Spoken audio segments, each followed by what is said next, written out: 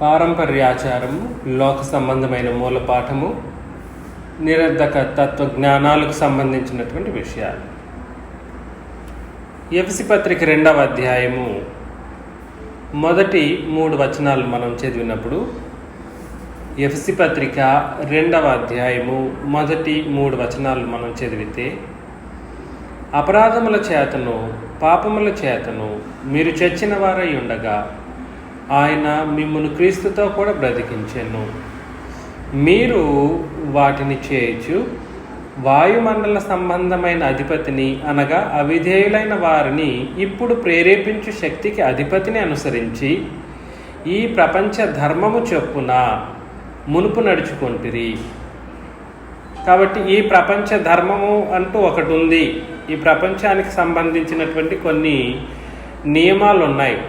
ఈ ప్రపంచంలో మనుషులు బ్రతుకుతూ ఉన్నప్పుడు ఈ ప్రపంచ ధర్మము లేదా ప్రపంచానికంటూ సెపరేట్ నియమాలు కొన్ని ఉన్నాయి. ఆ నియమాలు చొప్పున మనుషులందరూ నడుచుకుంటూ ఉంటారు. ఎందుకు అని అంటే, ఈ నియమాలను ఏర్పాటు చేసిన వ్యక్తి ఒక ఆయన ఉన్నాడు. ఆయన ఎవరు? ఈ లోకములో తనకంటూ రూల్స్ రెడీ చేసుకున్నటువంటి వ్యక్తి, ప్రపంచానికంటూ ధర్మాన్ని లేదా కొన్ని పద్ధతులను ఏర్పాటు చేసుకున్నటువంటి ఒక అతను ఉన్నాడు. అతను ఎవడో కాదు, సాతాను. సాతాను ఏం చేస్తుంటాడని అంటే, తనకంటూ కొన్ని పద్ధతులు, కొన్ని నిబంధనలు, కొన్ని లోక సంబంధమైనటువంటి ప్రవర్తన విధానాలు రెడీ చేసుకుని ఉంటాడు. తద్వారా మనుషులు ఏం చేస్తూ ఉంటారంటే, ఏమవుతూ ఉంటారంటే, దేవునికి అవిధేయులుగా బ్రతికేటువంటి వాళ్ళుగా ఉంటారు. కాబట్టి అపవాది యొక్క ధర్మం చొప్పున లేదా ఈ ప్రపంచ ధర్మం చొప్పున నడిచేటువంటి వాళ్ళు దేవునికి అవిధేయులుగా పరిగణించబడతారు. ఎలా పరిగణించబడతారండి? దేవునికి అవిధేయులుగా బ్రతుకుతూ ఉంటారన్నమాట. వారితో కలిసి మనమందరము శరీరము యొక్కయు మనసు యొక్కయు కోరికలను నెరవేర్చుకొనుచు మన శరీర ఆశలను అనుసరించి మునుపు ప్రవర్తించుచు కడమ వారి వల్లనే స్వభావ సిద్ధముగా దైవోగ్రతకు పాత్రులమై ఉంటిమి అని తెలియజేశాడు. కాబట్టి ఈ ప్రపంచ ధర్మం ఏం చేస్తుంది అనంటే, పర్లేదు, నువ్వు భూమి మీద బ్రతకాలంటే నీ శరీర కోరికలు కొన్నున్నా అవి తీర్చుకో, తప్పేమి కాదు. నీకు మనసు ఏదైతే కోరుకుంటుందో అది చేసుకో, తప్పు కాదు అని ప్రేరేపిస్తూ ఉంటుందన్నమాట. కాబట్టి శరీర కోరికలు, మనసు యొక్క కోరికలు నెరవేర్చుకునేటువంటి పరిస్థితుల్లో మనుషులు అందరూ ఉంటూ ఉంటారు. మనము కూడా సరే క్రీస్తు యొక్క సిలువకు బానిసలు కాక మునుపటి వరకు కూడా సరే మనం కూడా అలాగ బ్రతికిన వాళ్ళమే. మనసు ఎటు పడితే అటు, ఏది కోరితే అది నెరవేరేటట్లుగా అడ్డు అదుపు లేనటువంటి ఒక పరిస్థితుల్లో కోరికలు నెరవేర్చుకునేటువంటి పరిస్థితులు, మన శరీర ఆశలను అనుసరించి మునుపు ప్రవర్తించుచు కడమ వారి వలనే స్వభావ సిద్ధముగా దైవోగ్రతకు పాత్రులమై ఉంటిమి అని తెలియజేశాడు. కాబట్టి ఎవరైతే శరీరం కోరిన కోరికలను, మనసు కోరిన కోరికలను నెరవేర్చుకుంటూ బ్రతుకుతూ ఉంటారో, శరీర ఆశలను అనుసరించి బ్రతుకుతూ ఉంటారో, ప్రవర్తిస్తారో, ప్రవర్తనలో మార్పు లేకుండా బ్రతుకుతారో, వారందరూ కూడా సరే స్వభావ సిద్ధంగా అంటే ఆటోమేటిక్గా ఎవరి యొక్క ఉగ్రతకు అర్హులై ఉన్నారు, పాత్రులై ఉన్నారు, దైవోగ్రతకు పాత్రులు. వాళ్ళని ఏమన్నాడు అని అంటే, మొదటి వచనంలో అపరాధముల చేతను పాపముల చేతను మీరు చచ్చిన వారు అని అన్నాడు అన్నమాట. దీనికన్నిటికీ మూలం ఎవరు అని అంటే అపవాది ఏం చేస్తాడు అని అంటే, తనకంటూ కొన్ని రూల్స్ ఈ ప్రపంచంలో పెట్టేశాడు. ఆ రూల్స్ను పాటించేటువంటి ప్రతి మనిషి ఎటువంటి అడ్డు అదుపు లేకుండానే అపవాది యొక్క రూల్ని తెలియకుండానే పాటిస్తూ ఉంటాడు. శరీరం యొక్క కోరికలు, మనసు యొక్క కోరికలను అడ్డు అదుపు లేకుండా నెరవేర్చుకుంటూ పోతూ ఇష్ట ప్రకారం ప్రవర్తిస్తూ ఉండడం వలన దేవునికి అవిధేయులుగా బ్రతుకుతారు. ఎవరైతే దేవునికి అవిధేయులుగా ఉంటారో వాళ్ళు దైవోగ్రతకు పాత్రలు. వాళ్ళని ఏమన్నాడనంటే వాళ్ళని చచ్చిన వారు అని అంటారు. కాకపోతే తండ్రిని దేవుడు ఎవరైతే చనిపోయారో వాళ్ళందరినీ బ్రతికించటానికి మన ప్రభువైన క్రీస్తు యేసును మరణించేటట్లుగా చేశారు.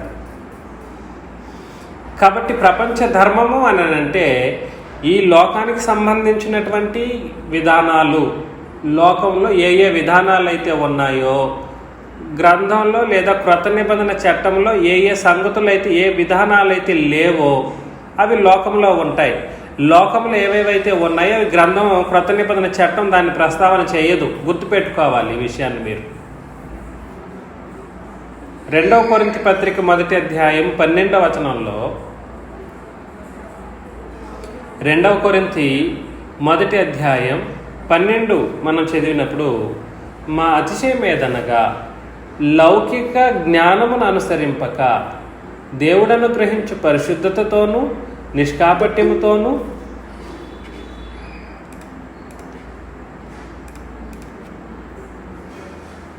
దేవుని కృపనే అనుసరించి లోకములో నడుచుకుంటామనియు, విశేషముగా మీ ఎడల నడుచుకుంటామనియు మా మనసాక్షి సాక్ష్యం ఇచ్చుతుంది అని అంటున్నాడు అన్నమాట. కాబట్టి అపోస్తలులు బోధించేటువంటి ఒక పరిస్థితి ఏంటిదంటే, వాళ్ళకు గర్వకారణం, అతిశయం ఏంటిది అనంటే, వాళ్ళు గొప్పగా ఎంచుకున్నటువంటి ఒక సంగతి ఏంటిదనంటే, వారు ఏనాడు లోకం యొక్క లౌకిక జ్ఞానము అని అంటే లోకానుసారమైన జ్ఞానాన్ని అనుసరించనే లేదు. లోకానుసారమైనటువంటి జ్ఞానానికి సంబంధించినటువంటి మాటలను వాళ్ళు ఎన్నడూ అనుసరించలేదు. దేవుడు అనుగ్రహించి పరిశుద్ధతతో వాళ్ళు బ్రతికారు.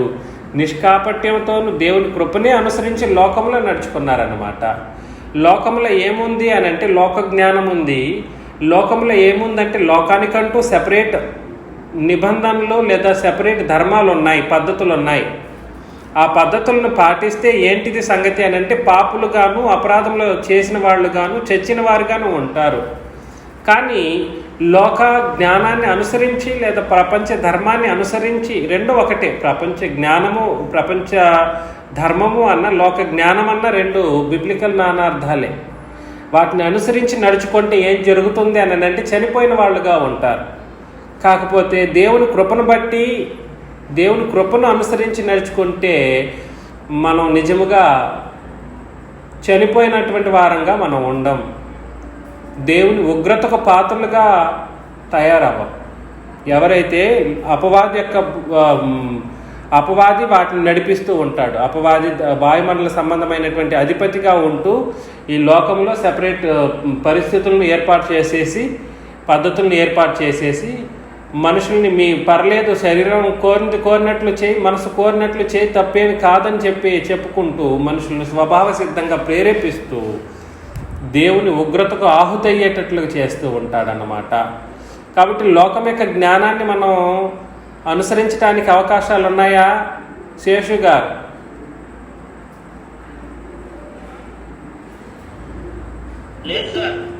లోక జ్ఞానాన్ని అనుసరించడానికి ఎటువంటి పరిస్థితుల్లోనైనా మనకు అవకాశాలు ఉన్నాయా? లేవు. అలా జరిగితే ఏంటి పరిస్థితి అని అంటే పాపులుగా ఎంచబడతారు, అపరాధం చేసినటువంటి వాళ్ళుగా ఎంచబడతారు. వాళ్ళు దేవుని యొక్క మహోగ్రతకు సహితం ఆహుతైపోతారు. ఆ విషయాన్ని గ్రంథం తేటగా మాట్లాడుతూ ఉంది. పేతురు రాసిన మొదటి పత్రికలో 1వ అధ్యాయం 18-19 వచనాలు. పేతురు రాసిన మొదటి పత్రిక 1వ అధ్యాయం 18-19 వచనాలను మనం చదివినప్పుడు, పితృపారంపర్యమైన మీ వ్యర్థ ప్రవర్తనను విడిచిపెట్టినట్లుగా వెండి బంగారముల వంటి క్షయ వస్తువుల చేత మీరు విమోచింపబడలేదు కానీ అమూల్యమైన రక్తం చేత, అనగా నిర్దోషమును నిష్కలంకమునగు గొర్రెపిల్ల వంటి క్రీస్తు రక్తము చేత విమోచింపబడితేరని మీరు ఎరుగుదురు కదా. కాబట్టి విమోచన దేన్ని బట్టి కలుగుతుంది? పితృపారంపర్యమైన మీ వ్యర్థ ప్రవర్తనను విడిచిపెట్టేటట్లుగా వెండి బంగారముల వంటి క్షయ వస్తువుల చేత విమోచించబడలేదు. కాబట్టి వెండి ఒక మనిషిని పాపం నుండి రక్షిస్తుందా? ఇన్ని కిలోల వెండి ఇస్తే ఇన్ని కిలోల వెండి ఇస్తే పాపం పోతుంది అనడానికి ఏమైనా కొలమానం ఉందా అంటే లేదు. బంగారము లేదా క్షయ వస్తువులు అనబడినటువంటి ఇంక ఏదైనా ఎంత డబ్బైనా కూడా సరే అది కూడా క్షయమే. ఈ క్షయ వస్తువుల చేత మనుషులు విమోచించబడలేదు. ఎందుకు విమోచించబడాలి? ఎందుకు విమోచించబడాలి? ఆ వచనం ప్రకారమే సమాధానం అదే వచనంలో ఉంది. చెప్తారా ఎవరైనా? పితృపారంపర్యమైన మీ వ్యర్థ ప్రవర్తనను విడిచిపెట్టేటట్లుగా అని అన్నాడండి. కారణం అది ఎక్కడున్నాడు? లోకమైతేనేమి, లోక జ్ఞానం అయితేనేమి, ప్రపంచ ధర్మం అయితేనేమి, లేదా పితృపారంపర్యమైనటువంటి ఆజ్ఞలకు సంబంధించినటువంటి విషయాలు అయితేనేమి నిన్ను వ్యర్థ ప్రవర్తనకు నడిపిస్తుంది. దాన్ని నువ్వు విడిచిపెట్టాలి. అది విడిచిపెట్టేటట్లుగా నువ్వేం చేయబడాలి అని అంటే వెండి బంగారముల వంటి వాటి చేత నువ్వు విమోచించబడలేదని తెలుసుకున్నప్పుడు ఆటోమేటిక్గా నువ్వేం విడిచిపెట్టాలంటే పితృపారంపర్యమైన వ్యర్థ ప్రవర్తనలకు సంబంధించినటువంటి విషయాలు విడిచిపెట్టేసేయాలి. నువ్వు వెండి బంగారముల క్షయ వస్తువులు లాంటి వాటితో విమోచించబడలేదు కాబట్టి ఈ వ్యర్థ ప్రవర్తనలు ఎందుకు? 19 అమూల్యమైన రక్తం చేత అనగా నిర్దోషమును నిష్కళంకమునకు గొర్రెపిల్ల వంటి క్రీస్తు రక్తము చేత విమోచించబడిన వాళ్ళు పితృపారంపర్యమైనటువంటి మీ తాత ముత్తాతలో లేదా మీ బంధువర్గాల్లో లేదంటే మన యొక్క కులానికి సంబంధించినటువంటి కొన్ని ఆచార వ్యవహారాలు ఇవన్నీ పితృపారంపర్యమైనటువంటి సంగతులు. వీటినన్నింటినీ వ్యర్థమైనవి అని గ్రంథం తేటగా మాట్లాడుతూ అలాంటి ప్రవర్తనను నువ్వు విడిచిపెట్టేసేయాలని గ్రంథం ఆజ్ఞాపిస్తుంటుంది. ఎవరైతే నేను నిజముగా క్రీస్తు యొక్క రక్తం చేత కడుగబడ్డానన్నటువంటి ఒక స్పృహలో ఉంటారో వాళ్ళు ఏం చేయరు అని అంటే పితృపారంపర్యమైన వ్యర్థ ప్రవర్తనలు ఆ జోలికే పోరు. కాబట్టి ఇది బంధువర్గానికి సంబంధించో లేదా ఇంకే దేనికో సంబంధించిందో కాదు క్రైస్తవ జీవితం అని అంటే. క్రైస్తవ జీవితం లోకానుసారమైనటువంటి ఏ విషయానికి తల వంచదు. లోక బాంధవ్యానికి సహితం తల వంచదు. గుర్తుపెట్టుకోండి. బంధాలకు సహితం తల వంచదు. కొలసి పత్రిక 2వ అధ్యాయము 20 నుండి 23 వచనాలను మనం చదివినప్పుడు కొలసి పత్రిక 2వ అధ్యాయం 20 నుండి 23 వచనాలు మనం చదివితే మీరు క్రీస్తుతో కూడా లోకం యొక్క మూలపాఠముల విషయమై మృతి పొందిన వారైతే ఏ విషయంలో మృతి పొందిన వాళ్ళుగా ఉండాలంట? క్రీస్తుతో కూడా లోకము యొక్క మూలపాఠముల విషయమై మృతి పొందిన వారైతే లోకములో బ్రతుకుచున్నట్టుగా మనుషుల ఆజ్ఞలను పద్ధతులను అనుసరించుట చేత పట్టుకొనవద్దు, రుచి చూడవద్దు, ముట్టవద్దు అని విధులకు లోబడనేలా. ఏం మాట్లాడేస్తున్నాడో ఇది. నిజంగా మన ఈ లోకానుసారమైనటువంటి ఈ ఆజ్ఞలు, ఈ పద్ధతులు, ఈ ఆచారాలు, వ్యవహారాలు, ఈ లోకం యొక్క మూలపాఠాలు, ఈ విషయంలో మనం చనిపోయాం. ఎప్పుడో చనిపోయాం. మనం బాప్తిస్మంలోనే చనిపోయాం. మనం ఎప్పుడైతే క్రొత్త నిబంధన బాప్తిస్మం తీసుకున్నామో అప్పుడే మనం ఏమయ్యామంటే ఈ మనుషుల ఆజ్ఞలను పద్ధతులను అనుసరించి నడవకూడదని మా మూలపాఠముల విషయమై మరణించాం. నిజముగా మరణించామా శేషు గారు? 22 అవన్నీ వాడుకొనట చేత నశించిపోతాయి. పట్టుకొనవద్దు, రుచి చూడవద్దు, ముట్టవద్దు అనే విధులు కొన్ని ఉంటాయి లోకంలో. ఈరోజు మంచిది కాదు, అది కాదు, ఇది కాదు అని చెప్పేటువంటి కొన్ని మూలపాఠాలు ఉంటాయి. అవన్నీ వాడుకొనట చేత నశించిపోవును అని తెలియచేశారు. 23 అట్టి విశ్వేచ్ఛారాధన విషయంలో, వినయ విషయంలోనూ, దేహ శిక్ష విషయంలోనూ జ్ఞానరూపకమైనవని ఎంచబడుచున్నవే గాని శరీరేచ్ఛ నిగ్రహ విషయంలో ఏమాత్రమును ఎన్నిక తగినవి కావు అని అన్నాడు అనమాట. కాబట్టి శరీరేచ్ఛ నిగ్రహ విషయంలో అది పనికిరాదు. మనం శరీరాన్ని నిగ్రహంగా ఉంచడానికి ప్రయత్నం చేసేటువంటి పరిశుద్ధులం. స్వేచ్ఛగా మనం ఎటు పడితే అటు స్వేచ్ఛగా బ్రతికేయడానికి కానీ స్వేచ్ఛ మనకు లేదు వాస్తవానికి. నిజముగా క్రీస్తుకు దాసులైనటువంటి వాళ్ళు ఇటువంటి లోకం యొక్క మూలపాఠముల విషయాల్లో చనిపోవాలి, ఖచ్చితంగా చనిపోవాలి. అటువంటి విషయాలు లోకం యొక్క మూలపాఠాలు విషయంలో చనిపోవాలి. పితృపారంపర్యమైన వ్యర్థ ప్రవర్తన ఏం చేయాలి? విడిచిపెట్టాలి. ఎందుకు అని అంటే క్రీస్తు యేసు యొక్క రక్తం చేత కడుగబడినటువంటి వాళ్ళం కాబట్టి విడిచిపెట్టేసేయాలి. వ్యర్థ ప్రవర్తన అది. కాబట్టి మూలపాఠముల విషయంలో అయితే మరణించాలి. ఆ మరణించినటువంటి వాళ్ళు మరలా బ్రతికించబడేటువంటి ఒక పరిస్థితి వచ్చినప్పుడు కేవలం ఆ విషయంలో బాప్తిసం తీసుకున్న తర్వాత విడిచిపెట్టేసిన తర్వాత ఇంకా అటువైపు మరలా తిరగకూడదు, వెనకడుగు వేయకూడదు. వేయొచ్చా? మరలా వెనకడుగు వేయకూడదు. గలతీ పత్రిక 4వ అధ్యాయం 8 నుండి 11 వచనాలను మనం చదివినప్పుడు, గలతీ పత్రిక 4వ అధ్యాయం 8 నుండి 11 వచనాలు.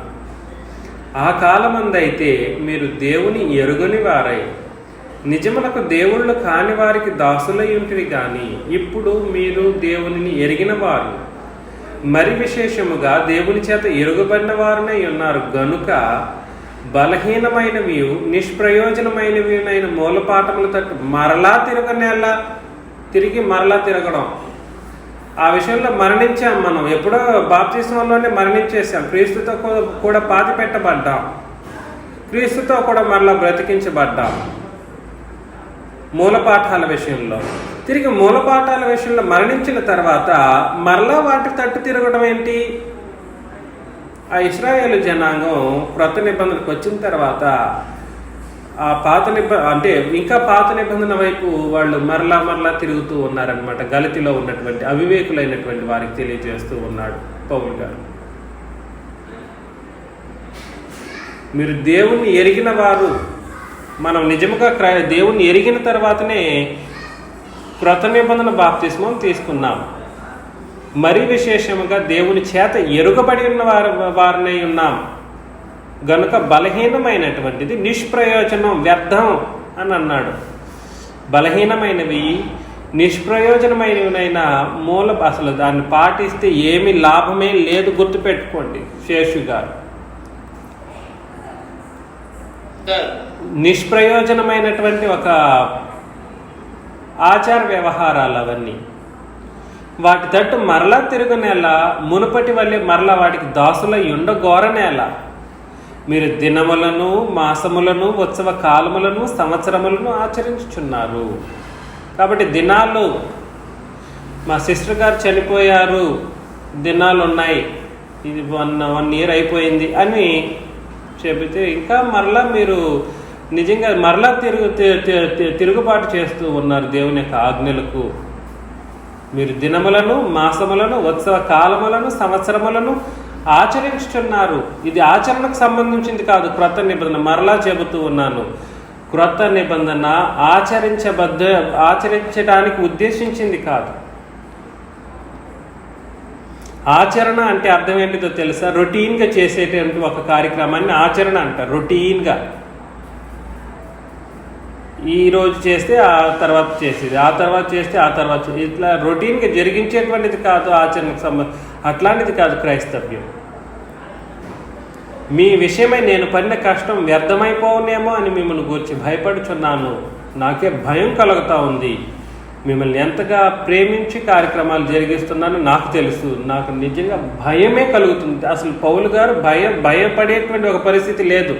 ఏ విషయంలోనూ ఆయన భయపడడు, ఎవడికి భయపడడు. ఆ మాటకు వస్తే అటువంటి వ్యక్తి ఈ విషయంలో భయపడుతున్నాడంట. ఏ విషయంలో భయపడుతున్నాడు? మూలపాఠాలు అని అన్నాడు.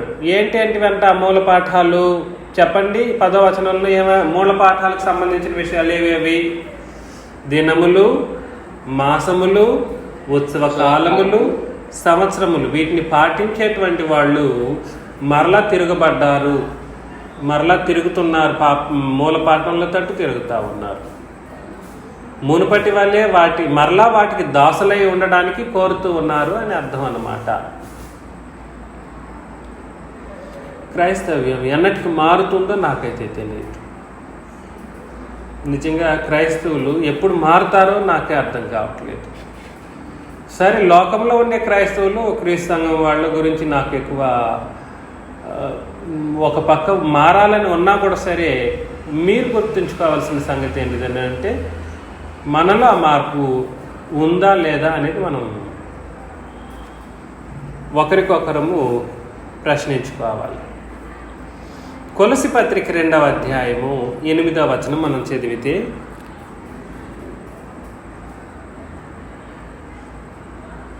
కొలసి పత్రిక 2వ అధ్యాయము 8వ వచనం, ఆయనను అనుసరింపక మనుషుల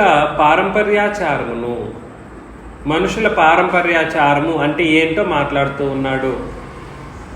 ఈ లోక సంబంధమైన మూలపాఠములను అనుసరించి మోసకరమైన నిరర్ధక తత్వ జ్ఞానము చేత మిమ్మల్ని చెరపట్టుకుని పోవాడెవడైనా ఉన్నేమో అని జాగ్రత్తగా ఉండుడి అని తెలియజేశాడు.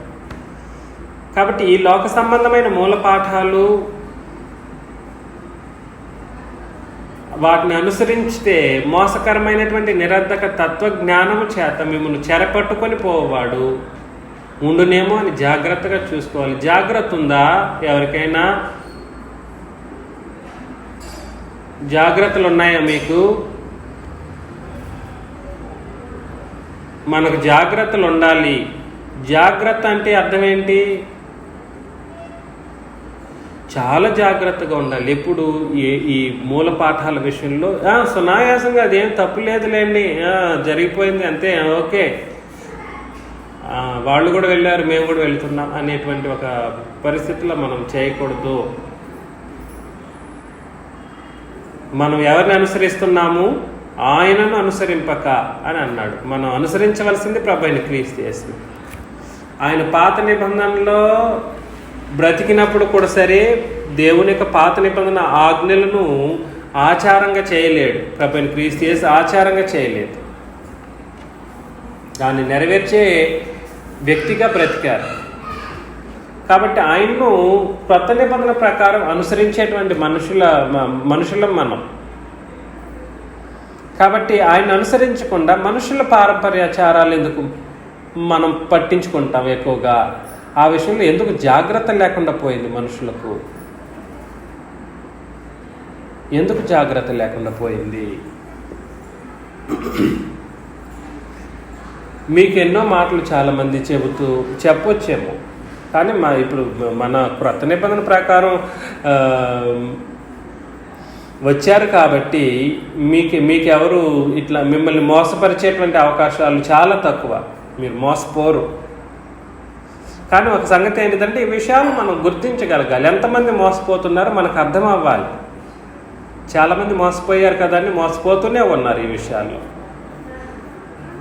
కాబట్టి మనుషుల పారంపర్యాచారం అనగా ఈ లోక సంబంధమైన మూలపాఠములను అనుసరించి మోసకరమైన నిరర్ధక తత్వజ్ఞానం అంటే నాస్టిసిజం, జ్ఞానతత్వవాదం అంటారన్నమాట.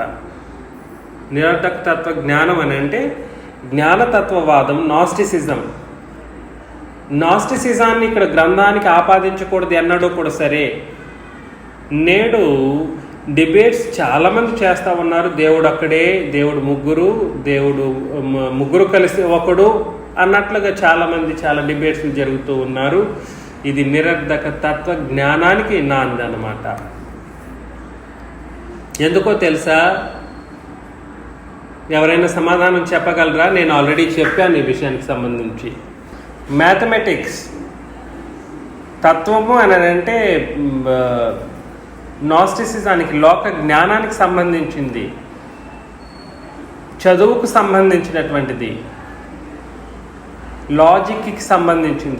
తత్వము అని అంటే లాజిక్ అని అన్నమాట. అనాలజీకి సంబంధించింది. అనాలజీ ఏంటిదని అంటే దేవుడు ఒక్కడే అంటే ఒకటో నంబర్ అనుకుంటున్నారు.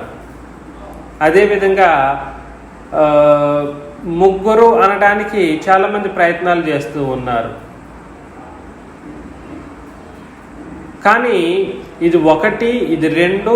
యేసుప్రభు దేవుడా అన్నప్పుడు ఎస్ దేవుడు అన్నాం అనుకోండి, అప్పుడు ఇద్దరు దేవుళ్ళ అంటారు. అప్పుడు 1 2 3 4 5 అలా 1 2 3 నంబరింగ్ సిస్టమ్ ఇస్తూ ఉన్నారు. నంబరింగ్ సిస్టమ్ ఇస్తూ ఉంటే వాళ్ళు ఆటోమేటిక్గా దేన్ని పాటిస్తున్నారని అర్థం? నంబరింగ్ సిస్టమ్, తత్వజ్ఞానాన్ని వాళ్ళు పాటిస్తున్నారు. అటువంటి వాళ్ళు ఆల్రెడీ ఎవరి చెరలో ఉన్నారని అంటే మోసం చేసేవాడి చెరలో ఉన్నారని అర్థం అన్నమాట. అర్థమవుతుంది నేను చెప్తున్న ఈ విషయం మీకు. తత్వజ్ఞానము అని అంటే లాజిక్కి సంబంధించింది. ఎనాలజీ గుర్తుపెట్టుకోండి, లాజిక్కి సంబంధించినటువంటి మాట అన్నమాట. కాబట్టి 1 2 3 అనేటువంటి లెక్కలు వేసే దరిద్రుడు ఎటువంటి వాడిగా ఉన్నాడని అంటే నిన్ను మోసపరిచేటువంటి వాడిగా ఉంటాడు. రేపొద్దున మీ దగ్గరికి అటువంటి వాడు ఎవడైనా వస్తే మీరు విన్నారనుకోండి, అంతే సంగతులు. గ్రంథం ఏ విషయాన్ని తిరిగి వాళ్ళు కూడా అదే చెప్తారు. గ్రంథం చెప్పని విషయం వైపు మేము తిరగము అంటారు. గ్రంథం చెప్పని విషయం వైపు తిరగకపోతే మరి 1 2 3 అనే విషయాన్ని గ్రంథం ఎక్కడ చెప్పింది? గత వారంలో నేను నాయుడుపేటలో వెళ్ళి అక్కడ వాక్యం చెబుతున్నప్పుడు కూడా సరే, ఈ తత్వజ్ఞానానికి సంబంధించిన వ్యక్తితోనే నేను ఒక అతనితో మాట్లాడాను. అతను ఏమన్నాడు అని అంటే అప్పుడు 2 దేవుళ్ళ, అప్పుడు 3 దేవుళ్ళ, దేవుడు ఒక్కడే అన్నాడు కదా. అంటే వీళ్ళు ఎప్పుడు కూడా సరే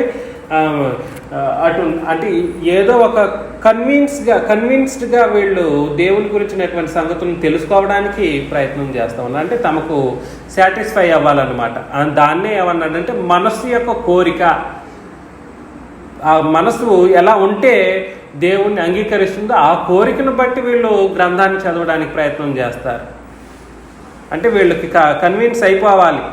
చెబితే ఒకటన్నాను, లేదా ఒక్కడన్నాను, లేదంటే 2 అన్నాను, లేదా 3 అన్నాను అంటే నీకు అలా ఉండాలని ఎందుకు ఆలోచన కలిగి ఉన్నావు?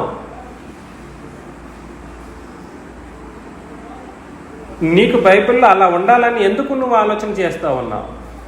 గ్రంథంలో 2 3 అని రాయబడిందా? లేదు. తండ్రిని దేవుడని రాయబడ్డాడు, ప్రభువైన క్రీస్తు యేసు దేవుడని రాయబడ్డాడు, పరిశుద్ధాత్ముడు దేవుడని రాయబడ్డాడు. మీరు గుర్తుపెట్టుకోండి, 3 అనే మాట మన నోట్లో రాకూడదు అన్నాడు కూడా సరే. దాన్ని విశ్వాసం అంటారన్నమాట. విశ్వాసం అని అంటే రుజువులతో రుజువు చేసేటువంటిది కాదు, కన్విన్సింగ్ కోసం మాట్లాడేటువంటిది కాదు. అది ఎన్నడూ విశ్వాసం అనిపించదు.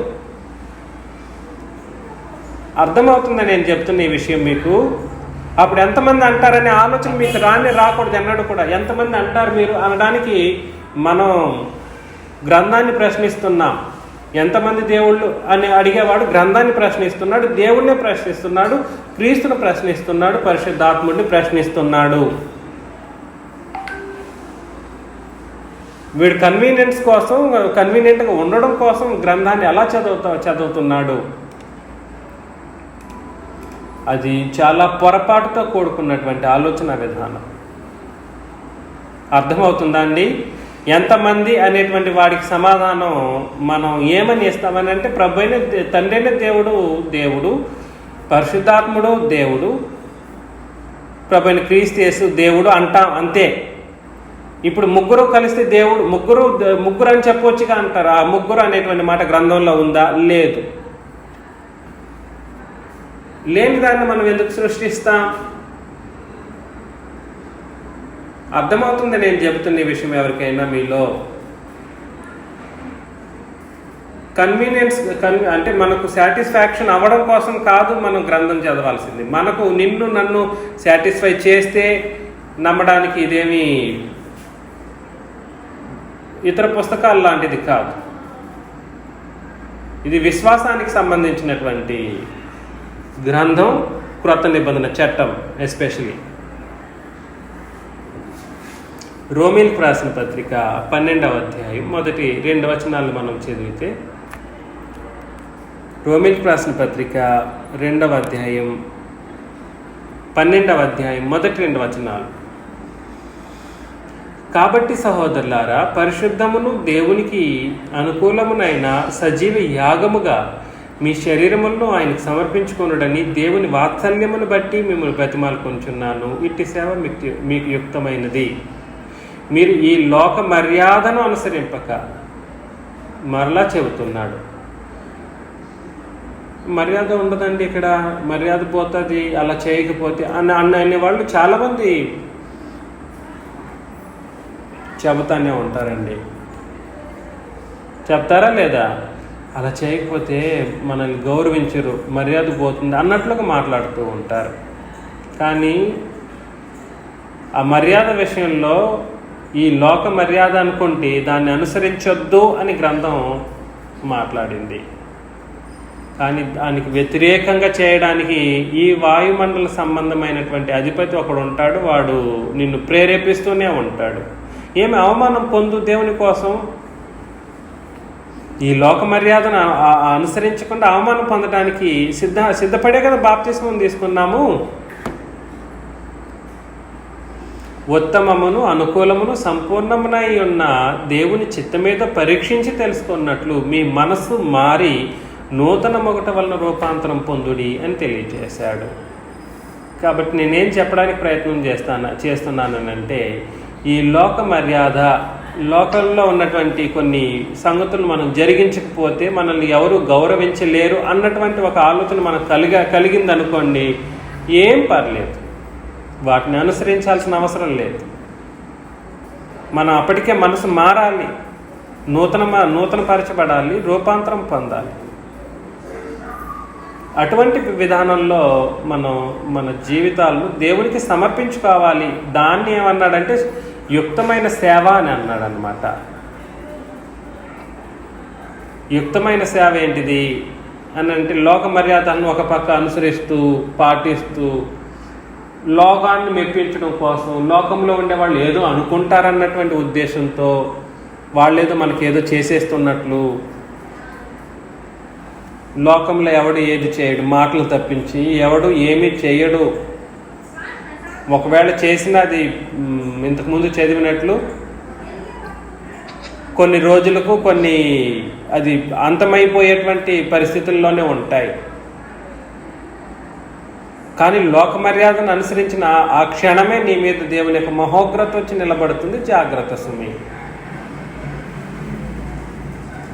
యోహాను పత్రిక, మొదటి యోహాను పత్రిక 4వ అధ్యాయము 4:4లో మొదటి యోహాను పత్రిక 4వ అధ్యాయం 4-5 వచనాలు మనం చదివినప్పుడు, చిన్నపిల్లలారా, మీరు దేవుని సంబంధులు, మీలో ఉన్నవాడు లోకములో ఉన్న వాని కంటే గొప్పవాడు గనుక మీరు వారిని జయించి ఉన్నారు. వారు లోక సంబంధులు గనుక లోక సంబంధులైనట్టు మాట్లాడుదురు. లోకమే వారి మాట వింటుంది. నీవెందుకు వింటావు అలాంటి వారి మాటలు? లోకంలో ఉన్న వాని కంటే గొప్పవాడు మన దేవుడు. మనం ఏం చేయాలంటే, లోకంలో ఉండేటువంటి వాళ్ళు ఏమనుకుంటారో దాన్ని పట్టించుకోకుండా పోవాలి. లోక మర్యాదను అనుసరించకపోతే లోకంలో వాళ్ళు ఏదో అనుకుంటారంటే కుదరదు. ఇక్కడ ఆ లోకంలో లోకంలో వాడిని నడిపించే వాడికంటే గొప్పవాడు మన తండ్రిని దేవుడు. కాబట్టి లోక సంబంధులు ఏం చేస్తారంటే, లోకానుసారంగా ఉండడానికి ఇష్టపడేటువంటి వాళ్ళు లోక సంబంధులు ఏం చేస్తారంటే, ఈ లోక సంబంధుల యొక్క మాటలు వింటారు. అది పర్లేదులే, ఫస్ట్ ఇయర్ కదా, చనిపోయి చేద్దాం, ఏం పర్లేదు అని అంటే, అలాంటి మాటలు వింటే ఏం జరుగుతుందని అంటే, నువ్వు కూడా లోక సంబంధివి అని నీకు కూడా ఒక ముద్ర వేస్తాడు దేవుడు. ఫస్ట్ ఇయర్లు, సెకండ్ ఇయర్లు, థర్డ్ ఇయర్లు, దినాలు, మాసాలు, ఉత్సవాలు, సంవత్సరాలు, ఇటువంటివి లోక సంబంధాలు జరిగిస్తూ ఉంటారు. లోకంలో ఉన్న వాళ్ళు పాటిస్తూ ఉంటారు. అర్థమవుతుందా నేను చెప్తున్న ఈ విషయాలు మీకు? అర్థమవుతుంది సార్. ఒక ఎక్సెప్షన్ ఉంది, అంటే ఒక మినహాయింపు, కొన్ని మినహాయింపులు ఉన్నాయి ఈ విషయాల్లో. ఆ మినహాయింపుకు సంబంధించినటువంటి విషయాన్ని మనం ఆలోచన చేద్దాం. దినాలు ఎవరైనా మీరు లక్ష్య పెట్టాలి, రేపొద్దున మీరు వెళ్ళాలి అని అనుకుంటే చూద్దాం. రోమిలకు రాసిన పత్రిక 14వ అధ్యాయము 6 నుండి 8 వచనాలు. దినమును లక్ష్య పెట్టువాడు ప్రభువు కోసమే లక్ష్య పెట్టుచున్నాడు. నాకు ఆ దినం ఈ దినం మాకు కొన్ని ఉన్నాయండి, మాకు సెపరేట్ కొన్ని ఆలోచనలు ఉన్నాయి అని చెప్పేటువంటి వాళ్ళు ఎవరైనా ఉన్నారనుకోండి, వాళ్ళు ఎవరి కోసం లక్ష్య పెట్టాలి? దినాలు ప్రభువు కోసం లక్ష్య పెట్టాలి.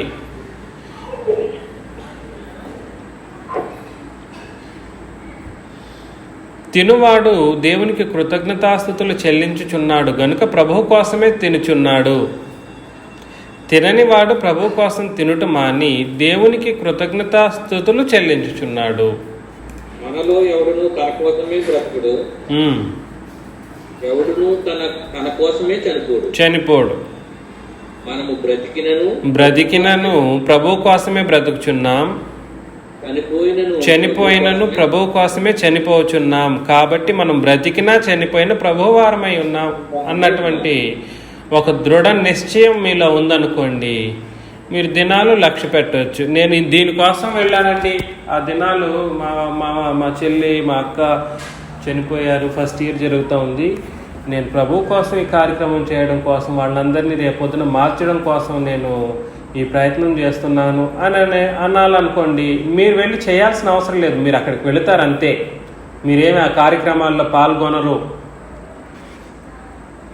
అక్కడికి వెళ్ళి మీ పని మీరు ఏమి చేయకుండా జస్ట్ లక్ష్య పెట్టి ఆ దినాన్ని లక్ష్య పెట్టే విషయంలోనే కార్యక్రమం చేస్తారు. వెళ్ళి పనులు చేయరు మీరు అక్కడ. వాళ్ళు ఏం చేస్తున్నారో అది చేయాల్సిన అవసరం లేదు. కాకపోతే ఆ రోజుకి వెళ్ళారు అనుకోండి, వెళ్ళి మొహం చూపించేసి, నేను మా గ్రంథంలో ఇలా రాయబడింది కాబట్టి నేను వచ్చాను, దేవుడు ఘనపరచబడ్డానికి మీ దగ్గరికి వచ్చాను, ప్రభు కోసం వచ్చాను అనేటువంటి ఒక స్పృహలో మనం అక్కడికి వెళ్ళి వాళ్ళని మార్చే ప్రయత్నం, అంటే దేవుని కొరకు వాళ్ళని క్రొత్త నిబంధన క్రైస్తవులుగా మార్చేటువంటి విధానంలో మీరు వెళితే అప్పుడు ఆ దినాన్ని లక్ష్య పెట్టడంలో ఒక అర్థం ఉంది. శేషు గారు వచ్చిందండి.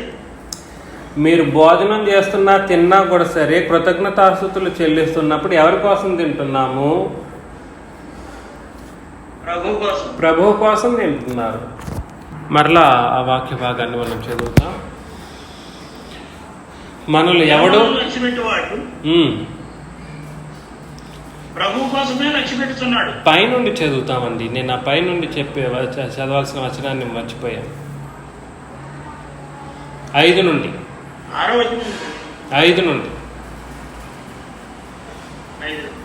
ఒకడు అంటే మరి యొక్క దినము మంచి దినమని ఎంచుచున్నాడు.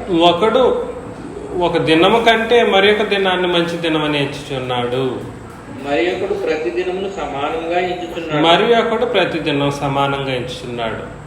ప్రతివాడు తన మట్టుకు తానే తన మనసులో రూపుపెట్టుకోలేను. కాబట్టి వ్యక్తిగతంగా మీరు ఏమైనా వ్యక్తిగతమైన విషయం అన్నమాట అండి, గుర్తుపెట్టుకోండి. నేను సంఘంగా జరిగించే విషయం గురించి మాట్లాడట్లేదు. మీరు వ్యక్తిగతంగా మీ ఫ్యామిలీ ప్రకారం ఆలోచన చేస్తున్నారనుకోండి, మీరు వ్యక్తిగతంగానే ఆలోచన చేస్తున్నారు, ఈ రోజు మంచిది కాదు, ఆ రోజు మంచిది, ఇది ఇలా ఉంటే బాగుంటుంది, ఈ రోజు ఈ కార్యక్రమం చేస్తే బాగుంటుంది అనేటువంటి ఒక ఆలోచన మీకు ఉంటే అది సంఘం మీద రుద్దకూడదు. ఎవరు కూడా సరే, మీరు చేయాలని అంటే వ్యక్తిగతంగా మీరు చేసుకోండి. కాకపోతే లక్ష్యం ఉంచేటప్పుడు కేవలం దేని కొరకు మాత్రమే అది మనం ఆ కార్యక్రమం చేయాలి అని అంటే ప్రభు కోసం చేయాలి.